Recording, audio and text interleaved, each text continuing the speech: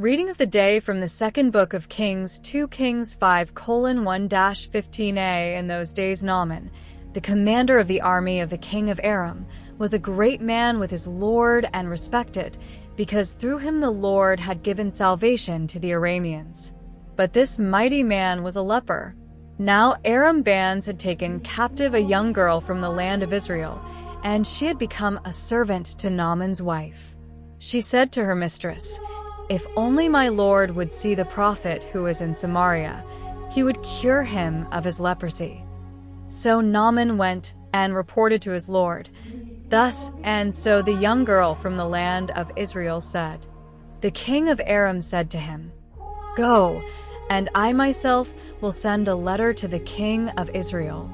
So he set out, taking with him 10 talents of silver, 6,000 shekels of gold, and 10 changes of clothing. He took the letter to the king of Israel, which read, "Now with this letter I have sent my servant Naaman to you, that you may cure him of his leprosy." When the king of Israel read the letter, he tore his clothes and said, "Am I God, to kill or bring to life, that this man should command me to cure a man of his leprosy? Know and see that he is seeking an occasion to attack me." When Elisha the man of God heard that the king of Israel had torn his clothes, he sent word to the king, "Why have you torn your clothes? Let the man come to me and know that there is a prophet in Israel." Naaman came with his horses and chariot and stood at the door of Elisha's house. Elisha sent a messenger to him, saying, "Go, wash yourself 7 times in the Jordan, and your flesh will be restored, and you will be clean."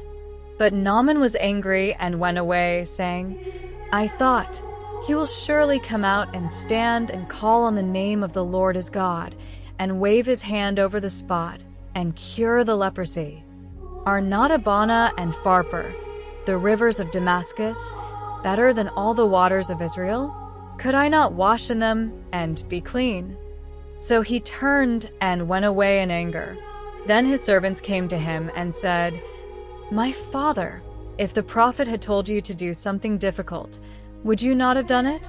How much more now that he has said to you, 'Wash and be clean'?"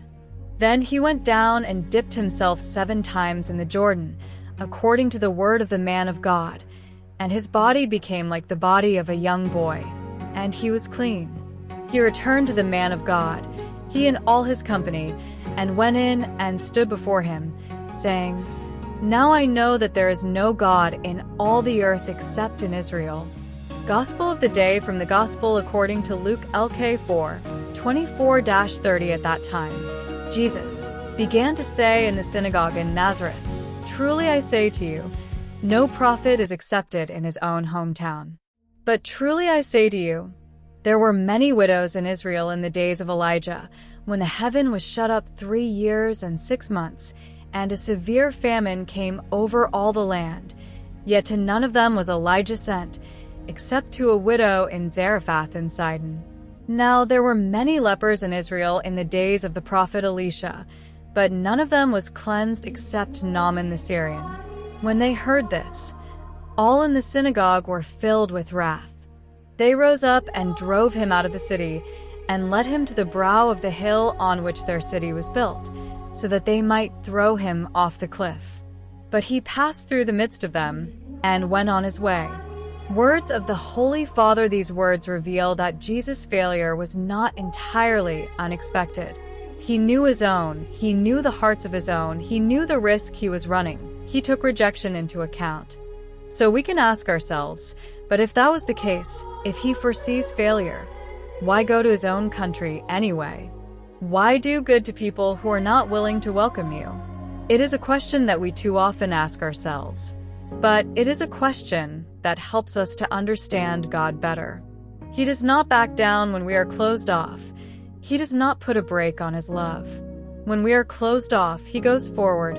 We see a reflection of this in those parents who are aware of their children's ingratitude, but who do not stop loving them and doing good for them. God is like this, but on a much higher level. And today, he also invites us to believe in good, to leave no stone unturned in doing good, Today, Saint Catherine of Sweden is celebrated. She was the daughter of Saint Bridget and a prominent spiritual figure in the 14th century. From an early age, she was educated in faith and charity, following her mother's example. Although married to a nobleman, she lived in chastity with her husband, dedicating herself to prayer and works of mercy. After her husband's death, she accompanied Saint Bridget on her pilgrimages and supported the foundation of the Order of the Most Holy Savior. After her mother's passing, Catherine returned to Sweden to lead the Vadstena Monastery, promoting the Brigittine spirituality. Her life was marked by deep devotion and mystical visions. She passed away in 1381, and her veneration quickly spread, recognizing her as an example of holiness and spiritual guidance. Her intercession is invoked for the protection of families, purity of heart, and support in life's difficulties.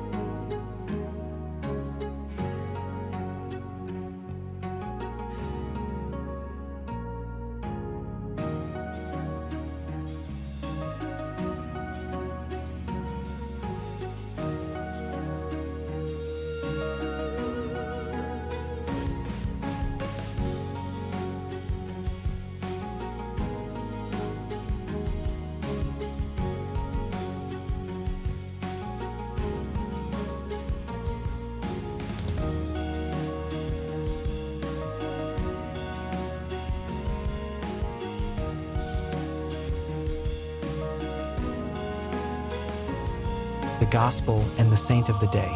If you wish to continue exploring spirituality and Christian history, don't forget to subscribe to the channel and turn on notifications so you don't miss the upcoming videos. May the peace and blessing of the Lord be with you always.